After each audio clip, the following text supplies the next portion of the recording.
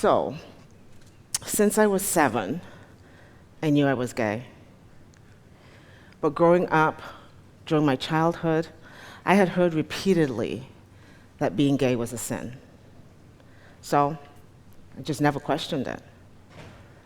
After college, I moved from England to Boston, and I joined a church whose motto was, "Come as you are and be all you can be." Ironically, that's not what they meant. So, in order to be accepted by God and the church, I hid who I really was. 15 years later, I'm married to an amazing guy, and I have 2 kids. On the outside, I have a perfect life, perfect marriage, somewhat perfect kids. I am the administrative director and staff pastor at the church. I preach on Sunday mornings. I facilitate women's conferences. I am project managing my life. All life tasks being executed perfectly. Homework done, dinner served, house clean. But on the inside, I am dying. I am living in constant fear that I am about to be discovered. I avoid hugging or touching anyone just in case someone figures it out. Society loves to say that we choose a gay lifestyle. I prefer to say I chose a straight lifestyle. Some of you may be wondering why a gay person would marry straight. So let me take you back to the beginning. Because I couldn't tell anyone at church who I really was, I tried really darn hard to be straight on my own. I fasted 40 days at a time, begging God to change me. I ended all my same-sex friendships. I even tried sleeping with guys in order to be straight. It didn't work. One of the most damaging things I did was attempt gay conversion therapy. Without the church knowing, I reached out to Exodus International, which was an ex-gay ministry whose mission was to help gay Christians become straight. For those who don't know, conversion therapy is the damaging practice of attempting to change someone's sexual orientation or gender identity. It is reported that suicidality is 3 times higher amongst LGBT youth who have gone through conversion therapy than those who haven't. In 2018, it was estimated that over 70,000 LGBT individuals who had gone through conversion therapy, over 50% of them were youth. Since then, an additional 57,000 have gone through conversion therapy, 20,000 of them under the age of 18. For me, conversion therapy was more like repression therapy. I read books and watched videos that repeatedly told me I was broken and needed to be fixed. The message was, I was still gay because I didn't have enough faith, or I didn't believe in God enough and was deserving of hell.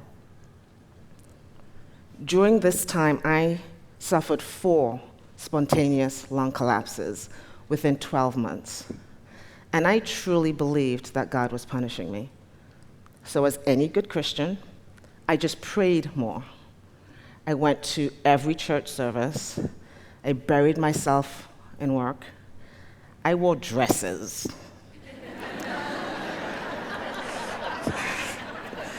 Heels and makeup. Grew my hair out, and I convinced myself that if I did straight things, like marrying a guy, I would become straight. To the outside world, I'm this strong, born-again Christian woman. On the inside, I could no longer express or feel emotion. I am ashamed of who and what I am. I am numb. We cannot selectively choose which emotions we feel. We either feel all of them or we feel none of them. I no longer felt joy, happiness, sadness, grief. I recoiled at the idea of being touched, even by my kids. Let's fast forward 12 years into my marriage. The 12th year, the year I call the year of the apology. The year when Alan Chambers, the president of Exodus International, the ministry I worked with before I got married, he publicly apologized to the LGBT community for the pain and hurt Exodus had caused and announced that the ministry was permanently shutting down. Exodus published letters.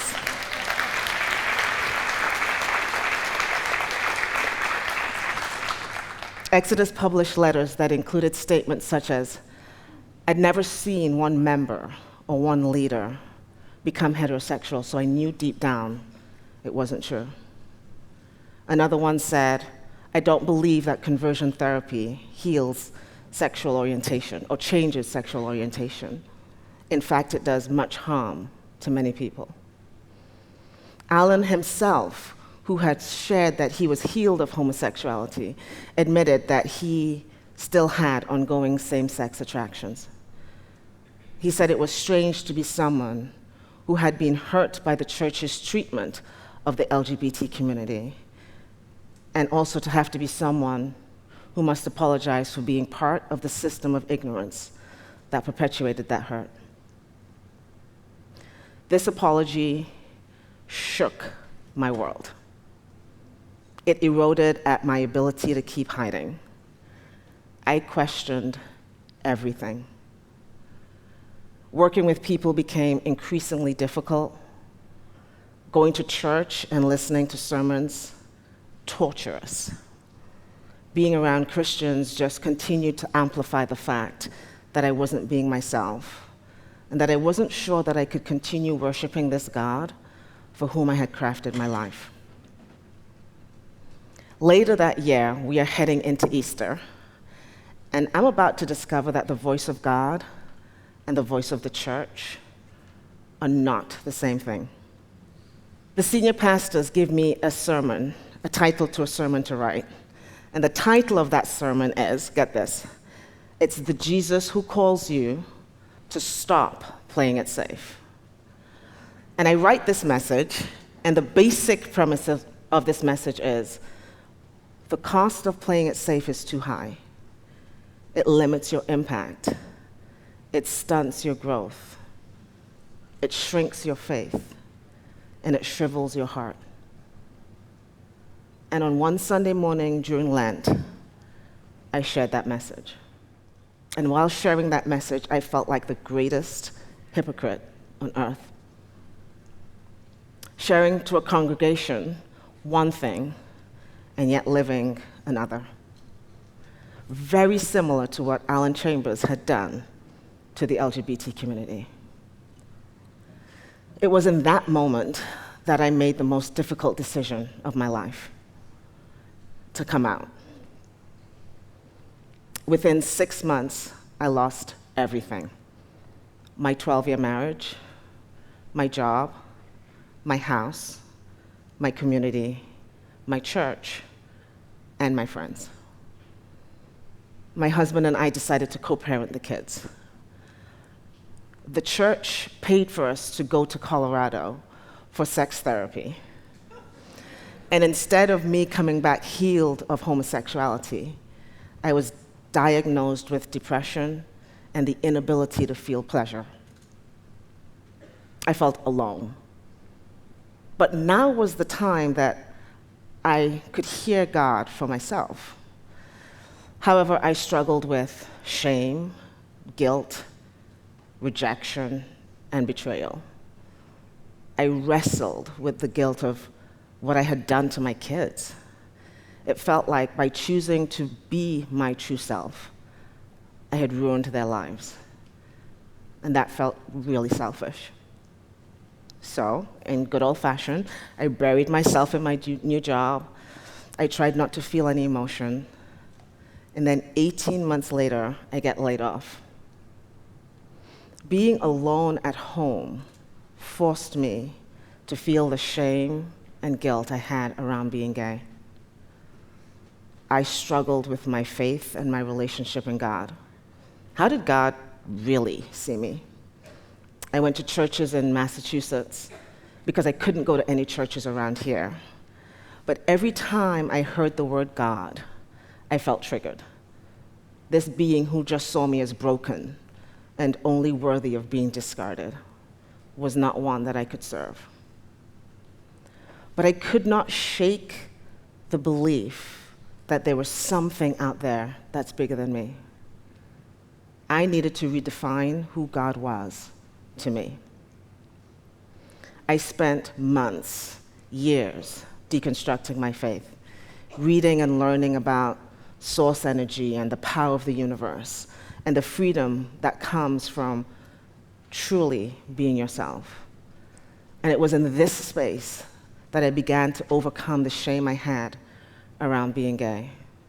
It was in this space that I discovered a God that is bigger, more loving, and more inclusive than the God that I previously believed in. As painful as my story is, it is not uncommon.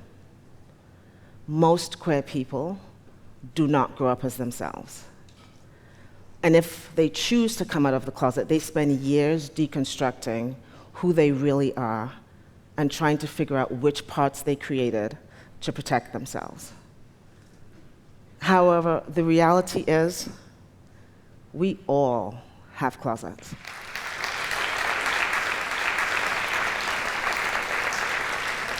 Regardless of your sexual orientation or gender identity, how many of you are living in closets? Closets designed to hide who you really are or how you believe the world will see you. Since I've been out of the closet, I am truly happy. I feel all the emotions. I'm no longer numb. I no longer hide who I am. I'm openly gay at work. My kids, now 10 and 15, hug me, and I no longer cringe at the idea of being touched. I walk in freedom. So, I want to leave you with this. Living authentically requires a hell of a lot of courage, and it's the only way to be the best version of yourself.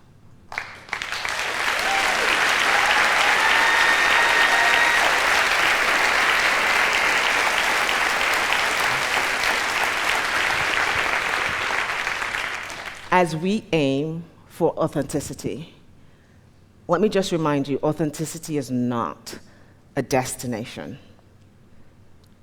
It's an orientation. Yes. It's a posture.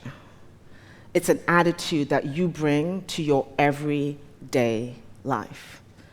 It's about how you show up moment by moment. So, how are you showing up? I challenge you, reach out and touch the walls of your closet. Dare to own who you are, your voice, your power, and your truth. Dare to own all of you with no apology and stop playing it safe. Thank you.